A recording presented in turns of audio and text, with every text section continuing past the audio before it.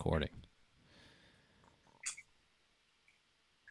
And we are live. Welcome back, everybody, to your favorite Massachusetts political podcast, the RINO podcast. Patreon.com/RhinoPod, Patreon.com/RhinoPod, only $1 a month. Tune in for extra content. We just did low energy. Well, beginning of the episode was low energy. It's a lazy Sunday afternoon. Happy Mother's Day to all the moms out there. You can hear my Mother's Day story on the Patreon. How are you, Caitlin?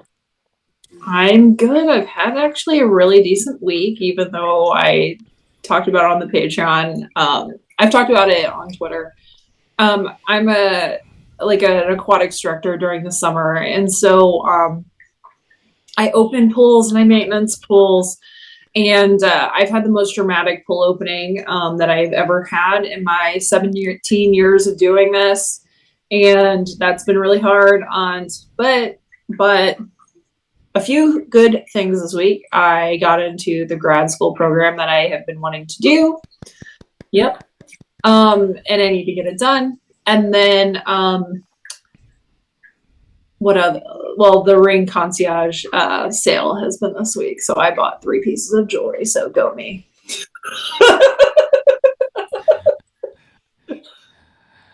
Don't forget to sign up for the Patreon, patreon.com/RhinoPod, only $1 a month.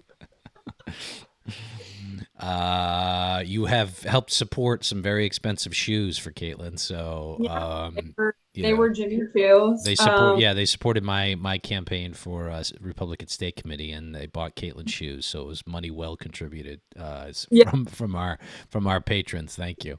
All right. Let's see. It's graduation time. People are graduating from college. And if you're like me, Caitlin, you may have a recurring dream that yesterday was the who was I graduated in 2011. Yeah. Yesterday would have been the 2004. So is that 13 years since I graduated college? There you go.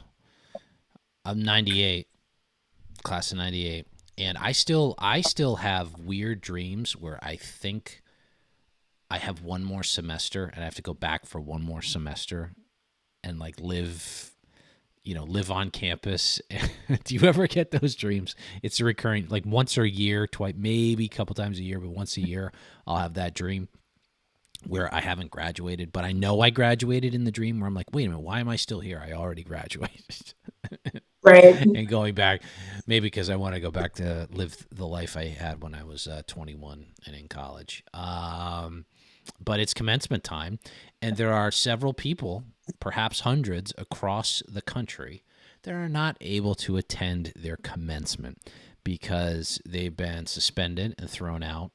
I think they still get their diploma, though. They still get their diploma because they are mind-numbingly stupid individuals, sheep who follow the crowd, can't think for themselves, and are anti-Semitic, shrouded in the veil of anti-Zionist, and generally just awful America-hating, good little clones coming out of academia. That's it. This is the culmination. We can't talk to these people. They don't want to debate. I don't want to. Every podcast has covered like the protests, and we're a few days past like the worst of them. But kind of we're going into the graduation season. I want to put it before I hand it over to you. I want to just say this is just graduation season. This is spring of 04. I'm 24. Excuse me. Spring of 24. We still have fall of 24, right? The election will be in early November during classes at the end of this year. So we haven't seen the last of this. national conventions happening. The RNC is late July, and then the DNC is early August, correct? Yeah, a week after which bodes well for the Democrats, because Speaking of once we solidify.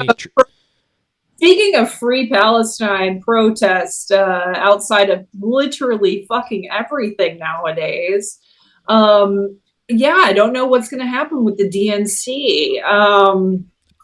I look, if I could bet this, since it's a week after Trump will be nominated, get the nomination, and he's locked in, and it's not going to change. Mm-hmm. I wouldn't be surprised. It wouldn't surprise me. I'm not saying it's going to happen, but it wouldn't surprise me if they swap Biden out at convention, because it would be the only way to do it if they were to do it. Right? Yeah, you really like this theory. I am more concerned about the political left in this country and their protests that they've been doing across college campuses, not even across like just college campuses. Like they literally tried to close down the exit to Disney World. Like a busy interstate highway. And it's like, you know, I can't even imagine what's going to go on outside of the DNC when it happens in August. It'll be bad. You know, right now, this is a problem with their side. And so, and they're also not handling it well. Let's be perfectly honest. Biden has been trying to play both sides of the issue. First of all, you know, we knew that the stab in the back of Israel was going to be coming from Biden eventually after October 7th. In the beginning, he was okay on this. Democrats hate Bibi. They hate the current prime minister of Israel. They've always hated Bibi. They hate Lukid. They think that Zionism is racism, which is insane to me, because right now it just means that, you know, the Jewish state should exist. And they hate literally everything about Israel. And, you know, there's a lot of, I don't even want to say it's controversial anymore, because like I think that is not a thing. You know, if we go into the history of Israel, again, time after time, Israel has had to fight off violence during their creation, and then and since their, you know, founding, they've had to fight for their literal existence within their own country. Mm-hmm. And so I am supportive of Israel. They've been a pretty good ally to us in the Middle East. Mm-hmm. We have proven since the Trump administration that the plight of the Palestinian people is not an inhibitor to good relations with, especially the Saudis, which is good. Through their normalization. Yeah, they don't care. They don't care. No, they don't. Well, at least they don't care anymore. You know, they used to. Now they don't. They have a new regime in Saudi Arabia. Yeah. Saudi Arabia is making it very clear that they're open for business. That's what they're making it very clear. Right. And so, yeah, but we knew that this was brewing within the Democratic Party for a while, even before October 7th, because the progressive wing of the Democratic Party has been openly anti-Semitic for a while. And so here we are. And it accumulated with Columbia University, this group, the person who's leading it was literally talked about killing Jewish people. Like, you know, it's just like, this is insane to me. Of course, as you all know, I hate writing so much. I don't hate protests. I hate like what quote unquote unlawful protests. I hate writing. Correct. I hate this encampment shit. I hate closing down highways. I hate when protesters sit in the middle of roads. Like I hate this stuff. So I'm very pro police going in and arresting these people. You know, and what we've seen. I'm sorry. Let me rant. Go ahead. 15 seconds.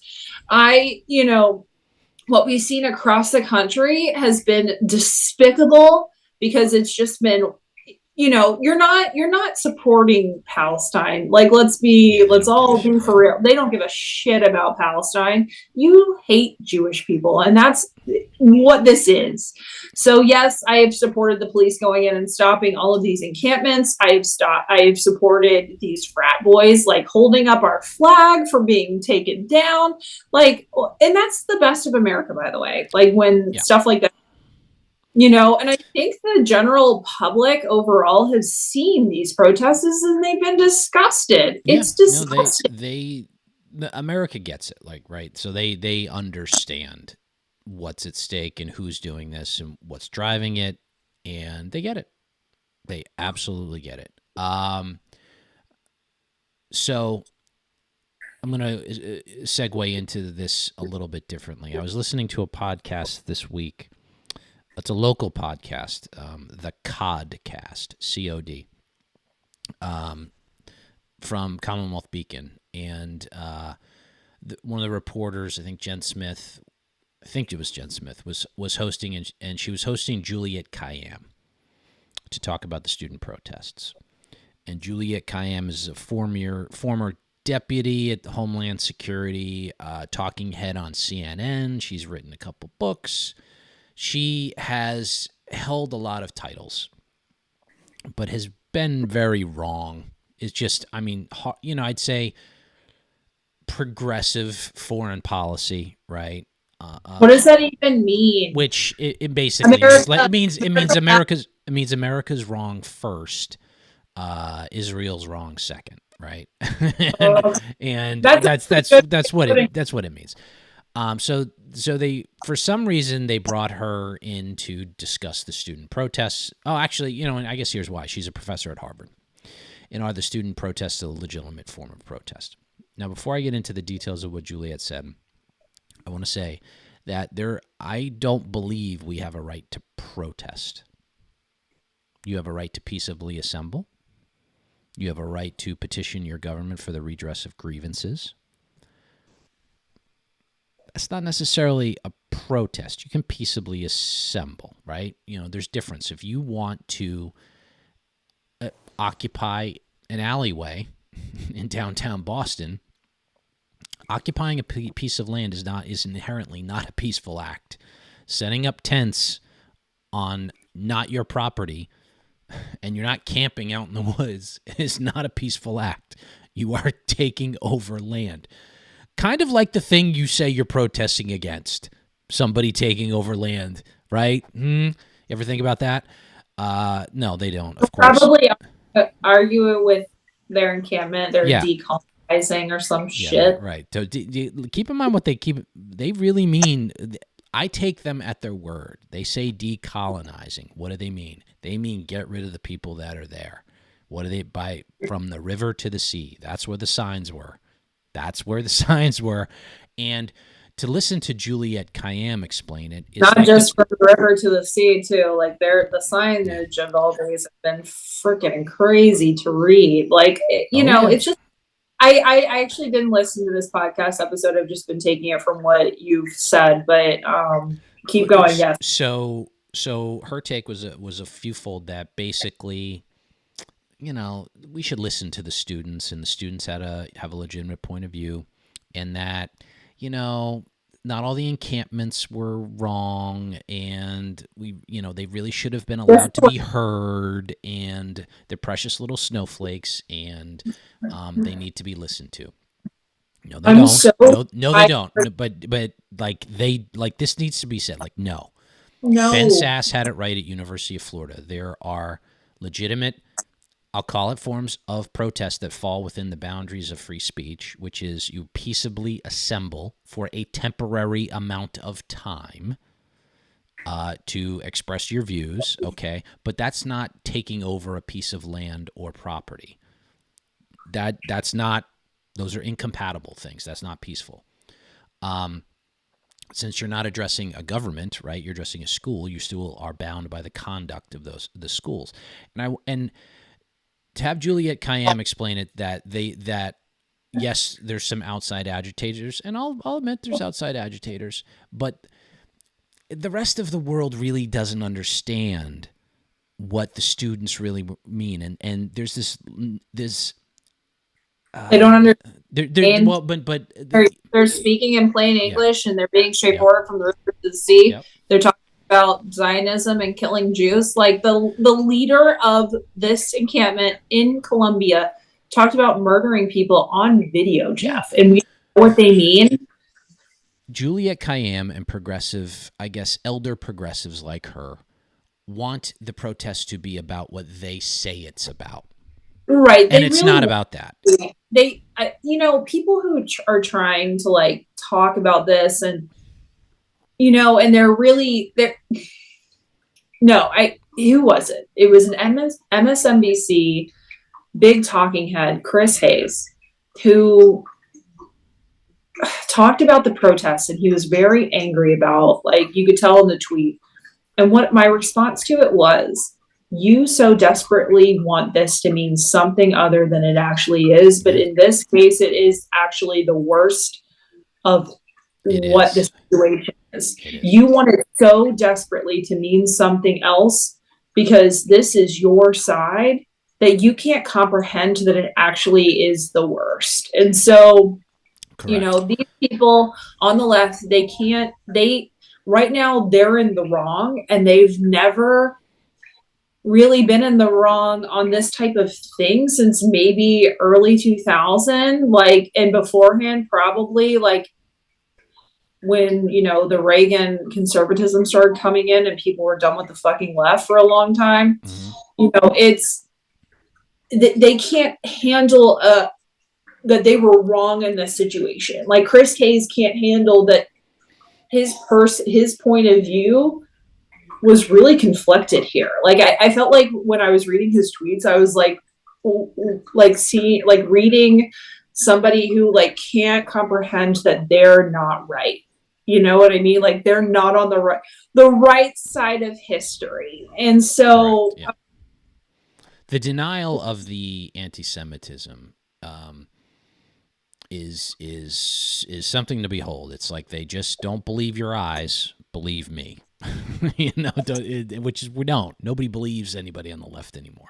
And what's fascinating? Wow, like, you have a lot of opinions about Israel. Like my personal, when anybody goes down that road, Jeff, let me go. When anybody talks about Israel within like the context of being in the Middle East or anything like that, I literally am like, wow, you have a lot of criticism of Israel, but like, I'm sorry, but like the surrounding countries are a little bit worse. Like I'm not gay. Like, I'm a woman. If I were to go into any other Islamic country in the Middle East, dressed as I am even right now, I'm in leggings. I don't have my head covered. They don't take too kindly to it. I'd be beaten to death, right? Like, or I would be. Yeah, some of them. Yeah. That does not happen in Israel. And you even saw Don Lemon. Yeah. Do you remember this? Did you see the video of him and Taylor Lorenz? Yeah, I caught that clip. Yeah. No, but they're detached from Taylor Lorenz is detached from reality, and like even Don Lemon was like reasonable. He was like, "I'm sorry, but like me and my husband could exist in Israel. If I were to walk into Gaza, we would die. Right. We would be thrown off a building." Yeah. And when he said that, I was like, wow. Yeah, good for Don Lemon. Broken clock. But so people like Juliette Kayyem, who's smart. Juliette's smart enough to know. So it's dishonest, right? It's like the students are indoctrinated with anti-Americanism, anti-capitalism, right? So essentially communist ideology, Marxist ideology. From the minute they enter there, if they haven't already had those as priors to when they're enrolled, right? So they come in, it's only reinforced. So they don't give a shit about the Palestinians. They want to bring down Western society. And Israel is constantly put up and heavily talked about on college campuses and in academia. So this is a perfect storm for them. So like they want to destroy modern Western civilization.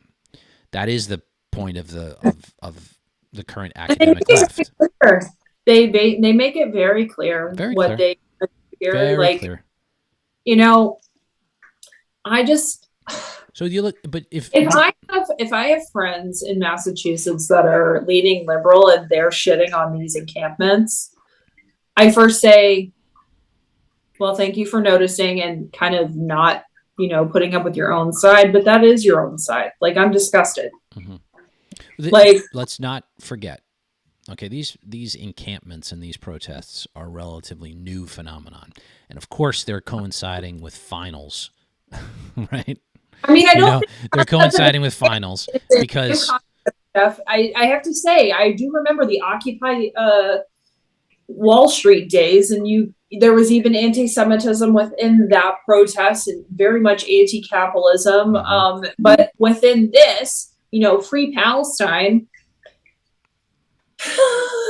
I mean, it's just it's an anti-Semitic quote unquote protest, but it's really like an unlawful protest because they're liberals in media are discussing this as if it's in a silo. What has to be said is they can't come. But hang on, what has to be said is what led up to this.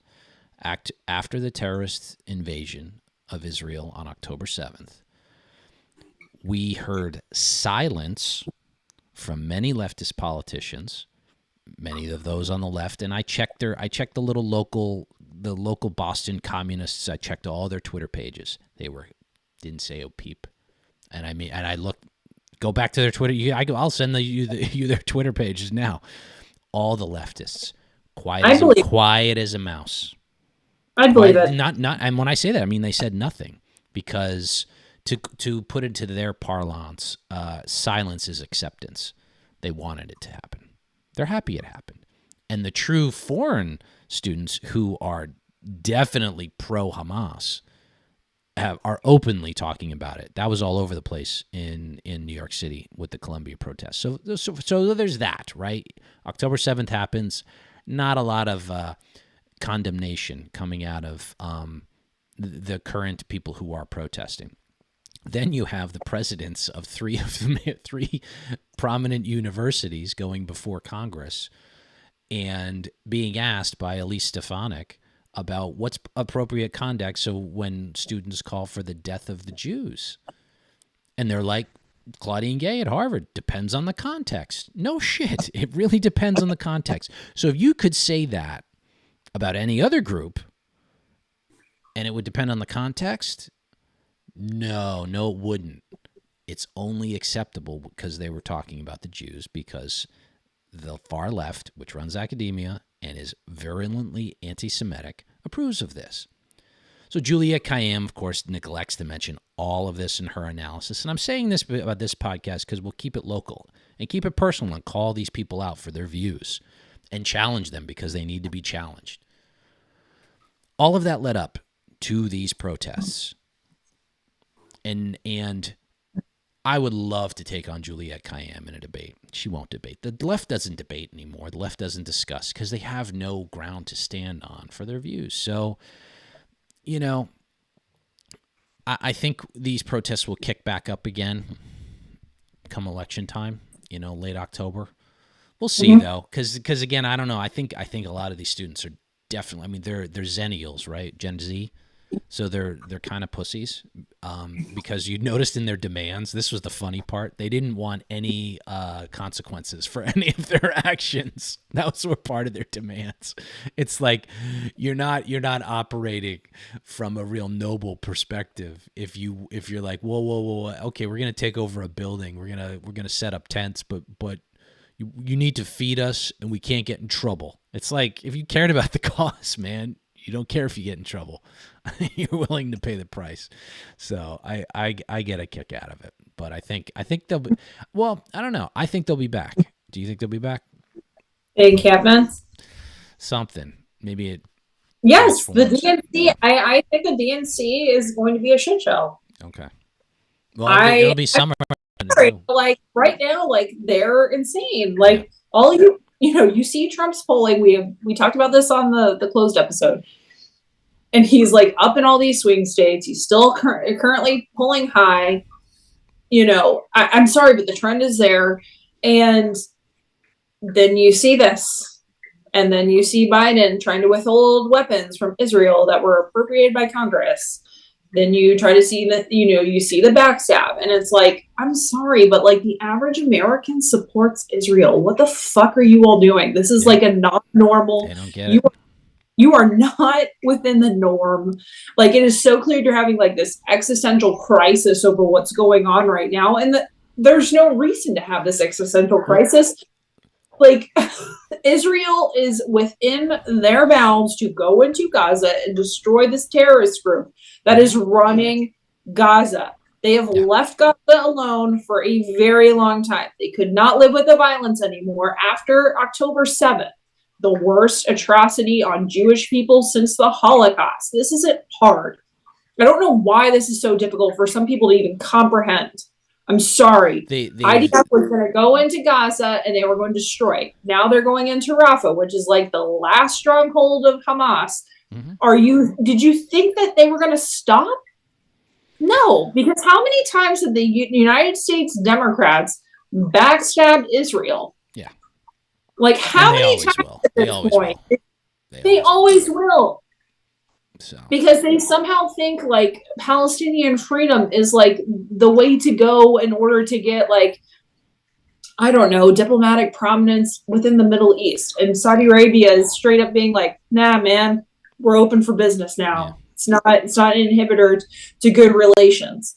It's like, I just don't, or even maybe Iran. I don't know. They always suck up to There'll be more on this. I mean, this obviously isn't gonna go away. So we can, maybe we can, as local, I say local politicians, but politicians from Massachusetts, because there's some prominent national ones. But as they make their opinions known, we can delve more into this issue deeper. But do want to leave some time for the latest wonderful misstep, or I don't know. It depends on what side you're on. Whether you think this of moving 450 illegal immigrants to the formerly closed prison in Norfolk to house them temporarily.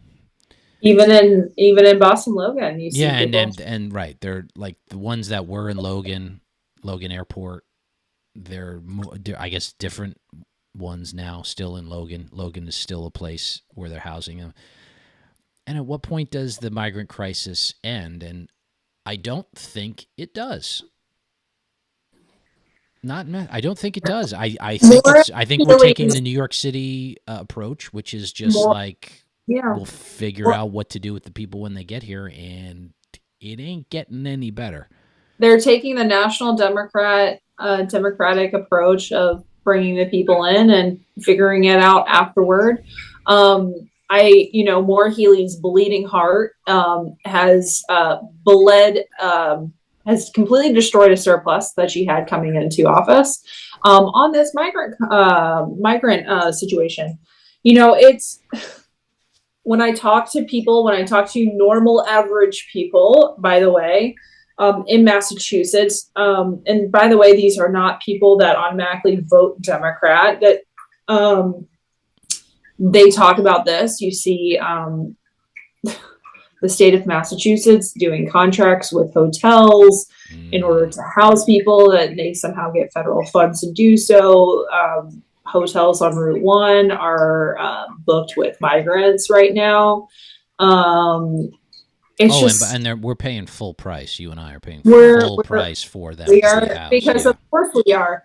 I'm sorry, the hotels probably want that money because it's a consistent cash stream. So why are the ones that have been empty are psyched? They have full rooms. They're full capacity. And they're getting money. Of course they do, but they're getting taxpayer money. Yeah. So it's it's something that really angers me, because I feel like she's doing it in front of everybody, and there's this like huge elephant in the room, and like the normal people are noticing it, like everybody else are noticing it, but like I feel like our media is like trying to keep it under wraps, and they're not really addressing it in Massachusetts except for The like Herald's the been good, Herald. but you know, if you don't read the Herald, you know, it's not really covered. It's covered a little bit on TV for, you know, 2 minutes, you know, on local news, you know, and it's very isolated. They'll talk about like they'll talk about the announcement of migrants, you know, illegal immigrants going to the former Norfolk prison, and then that's it. You know, they'll just cover it as the story, that individual story. Look, you know, the state's going to be in real trouble if this keeps up. It's going to be hard to dig out of. We're becoming less competitive with the expense about how, you know, it's just not being run right. You know, the transportation secretary, we covered this the last episode, Monica Tibbetts Nutt. You know, just not, they've had to reconfigure what the revenue task force for transportation was designed to do. And it's like, oh, because they were supposed to think up new taxes, basically, which it bothers me that, and I might write about this, it's like not even a whisper of like changing the way the thing is run. It's just more money. Right. More money. That's it. That's the answer. Where's the money come from? It comes from us. Where's it go to? It goes to other people who aren't covering it. That's it. Just redistribution of, I won't even say wealth, from workers to non-workers. And this is a real problem. This is a real problem because we're not, like, California could theoretically bounce back because it has nice weather, but we could definitely become Detroit. Why not? Right? You could kill industry. You could kill innovation here. I mean, we do have some built-in advantages of the colleges where science and, you know, biotech and things like that can stay somewhat local and have that as an industry, but it doesn't have to be that way. So I see, like Eric Adams says in New York City, there's no end in sight to this. There's no end in sight. The thing with Eric Adams is like he sits here and he plays both sides of the issue, right? Like the thing is that Maura Healey doesn't play both sides of the issue. She's going far left. Eric Adams is just like, this is a problem and we don't have the money to solve it. Well, you have a city council and you can repeal the fact that you all are a sanctuary city. Get it done if you want to solve the problem. It's not difficult, you know? Well, yes. But Maura Healey is like, can I make the entire state a sanctuary state? And shit like that. It's like, She supported driver's license for illegal immigrants, so that was part of her campaign. She said it. She wanted it, so that attracts more illegal immigrants. She wants to get them in the system. Yeah. You know, it's more money. It's more of a question. Now she's on some junket to Italy for climate change. Her and Mayor Wu and a bunch of other Democrat polls all across the country have been, you know, flown to a luxurious conference about how to solve climate change, because definitely that's the problem right now. Oh, God. You know, you think Trump's going to win? Because, like... Can you imagine if he does? I think he's got a very good shot at it. You know, I won't be surprised if he does. But I won't be surprised if he doesn't either. You know, He's because we don't have a ground operation. But this is it. He's polling well. That's all I'm gonna say. But it's just like all they have to do is be normal, and it would be a landslide. And these fucking people are incapable of being normal. I mean, like, look at all Biden has to do is literally like nothing. Like, don't do anything. And he'd cruise to re-election. And he's fucking that up. Like, this is galaxy brain stupid we're dealing with here. Do you understand how, like, it's Donald Trump, January 6th, all of the problems.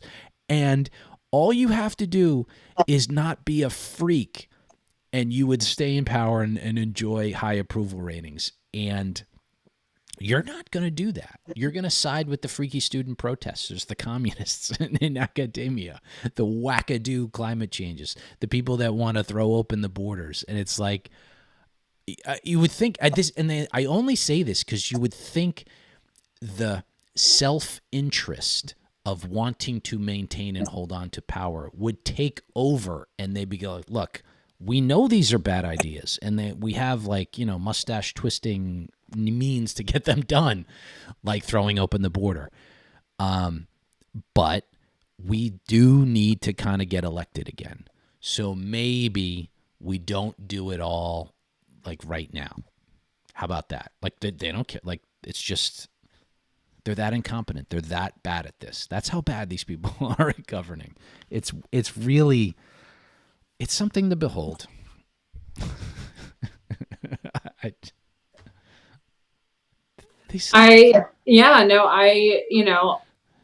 think it was Jesse Kelly who was just like, all that they have to do is not be insane. Mm-hmm. Like, it's that sort of thing, right? Like Biden, all they have to do is not be insane, and they'd be, walking towards victory and reelection, or at least polling like they are.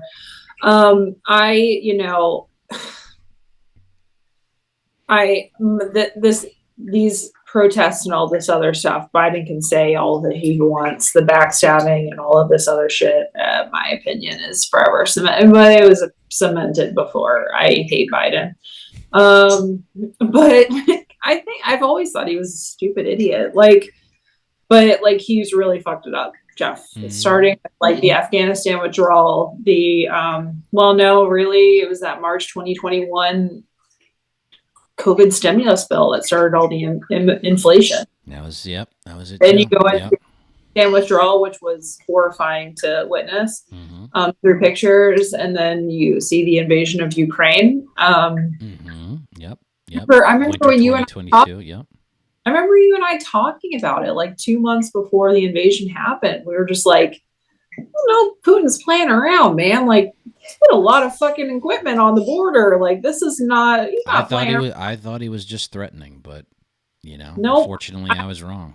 And no, he went in. And that happened under Biden's watch. You all can sit here and act like he's been a good foreign policy leader. You don't need to fucking act like it anymore. Russia invaded Ukraine under Biden's watch, and he did it because Putin watched the Afghanistan withdrawal, and even with us sending weapons over there, thought that he had an in. Hamas went into Israel because Hamas has, this terroristic Palestinian group, thought that the West would be sympathetic towards their plight because all of our lefties have been regurgitating bullshit about decolonization for years. I can't say that they're wrong. They're not wrong. The lefties have, even though I would like to say the right in this moment has been right about the current instance. And they've been pretty good and solid on it. Biden just keeps making these stupid mistakes, and it's like I've never been in a spot, I have to say, Jeff, where the Democrats have really been, I don't know how to say it, like they just cannot handle the current moment. What you're witnessing right now is the culmination of decades of incompetence and people failing upward and using emotion to win elections rather than competent governance. That's it. I feel like they've gotten very comfortable in this. They think that they have a shoe-in. It's like, I don't know, like. But Maura Healey doesn't know what she's doing. If she did, she wouldn't have the problem with her transportation secretary. She would be handling the migrant crisis with a small degree of competence, but it's not, because they haven't had to deal with this. She sued Trump 100 times as Attorney General, right? They're activists, they're lawyers, and they're guided by their philosophy, their political philosophy, which is progressivism, which is capitalism is bad, America's bad. You know, it's okay that these things are happening. We're creating justice by doing this. The bad things that are happening to people that we dislike is a form of justice. That's how they Right. view it. So it makes sense on some level, but there is actual genuine incompetence at play here. You know, it's like Right. where I'd say you can contrast that with like maybe the ideas and philosophies that are similar or the same, but competently executed, which would be Obama, maybe Deval Patrick, right? You know what I mean? Like there's just I mean, I yeah. think in a lot Obama couldn't of stand ways, Bibi Netanyahu. Obama didn't, was Iranian sympathetic, like you know. but I mean, the thing with Obama is that he's so charismatic. He's also got a good ear for promoting himself. But like Right. Biden is just a fuck up. But we knew that. We We knew knew that. that. Yeah, it's been that wasn't news to anybody. All right. That's it for this episode of the Rhino Podcast. Go on over to patreon.com/rhinopod. Sign up for only $1 a month for extra content. We appreciate your support. And we will be back with an episode soon as more things develop. And as they always do, Yeah. we'll be talking about them. So follow us here on Twitter and also YouTube if you want to head on over there. We do put it up there. So until next time, bye-bye. Bye bye.